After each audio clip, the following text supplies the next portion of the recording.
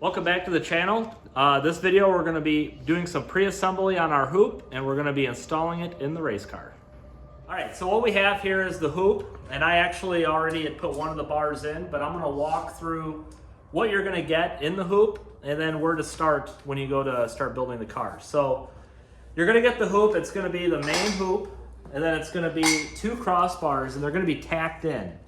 So you'll have to finish putting the welds on around each one of the crossbars, and then once those are welded, we'll start building the X bracing. Some cages have an X bracing. If you're an IMCA, Sport Compacts, things like that, it comes with an X brace. Some cages come with a diagonal brace, so like our Frontier 30 or our Interceptor 50 cage for the Crown Vic will just have a one brace coming down the side, a diagonal brace. So how that works is they actually will mount between the crossbars in the top. So as you see here on this bar, I've already got this one tacked in on one side. And then if you're doing a diagonal brace, you're just gonna line them up like this and then weld them in. If you're gonna do the full X, the way I normally do it is I will put the top part of the X in first. So in that case, it's gonna be something like this. How you've determined where to place it, we set the height on our jig so that these will fit in there. You don't have to mess around with notching them or anything like that. When you first get the hoop, measure the distance between this end of the bar and that end of the bar, and then mark halfway between. And then when you go to set the first bar in, as you'll see here, I back it off of the line about 1/8 of an inch. And then what I'll do is I'll weld this bar completely around first before I do anything else.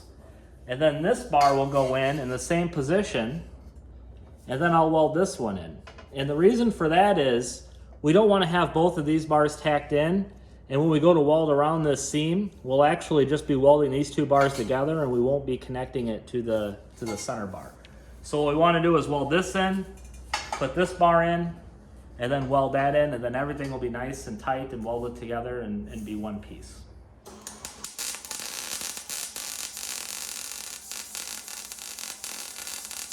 All right, so we've got our hoop assembly. It's all tacked together.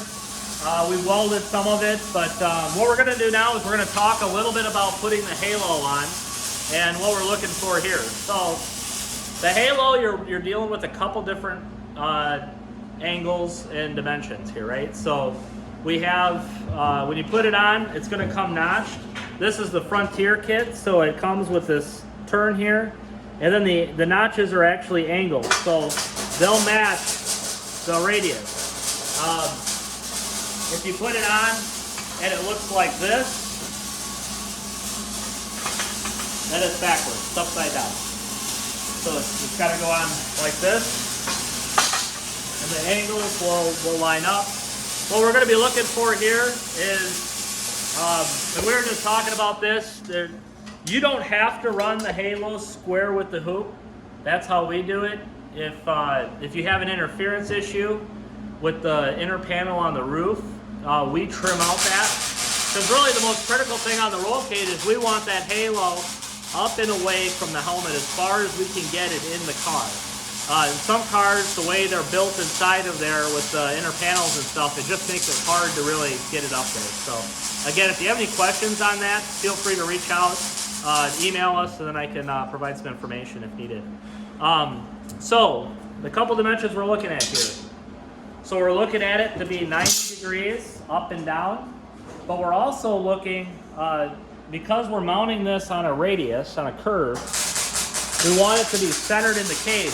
The more it gets off to one side or the other, the halo will actually change. It won't be level with the cars. So what we're going to do here is we're going to go ahead and get this where it's straight.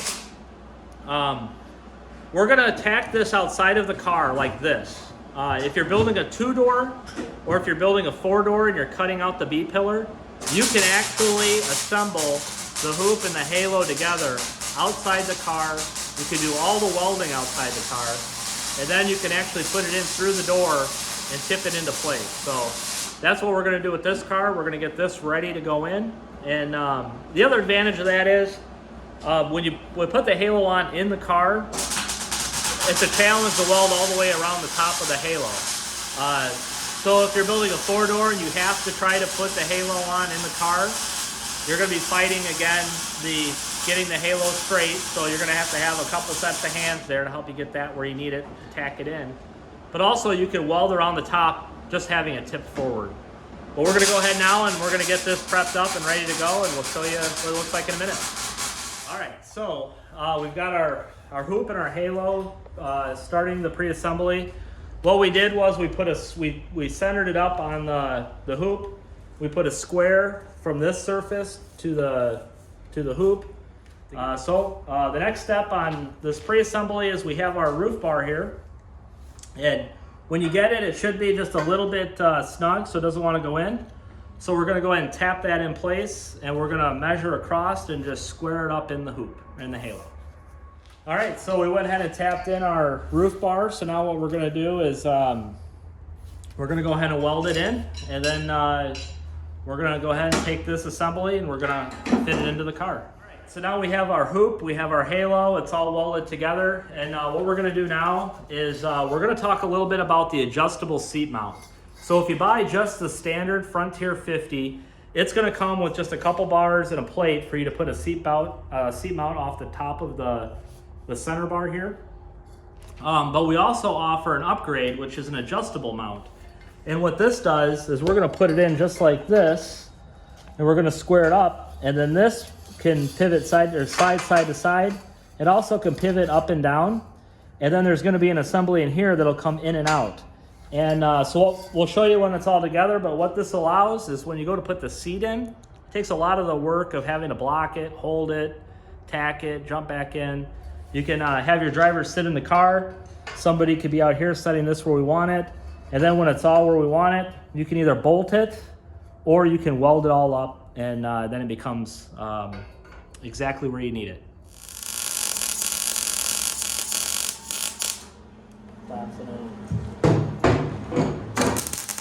All right, so now we've welded in our bar for our adjustable seat mount, and we were talking through, how this operates. So you get your seat in the car, which we'll see more detail later.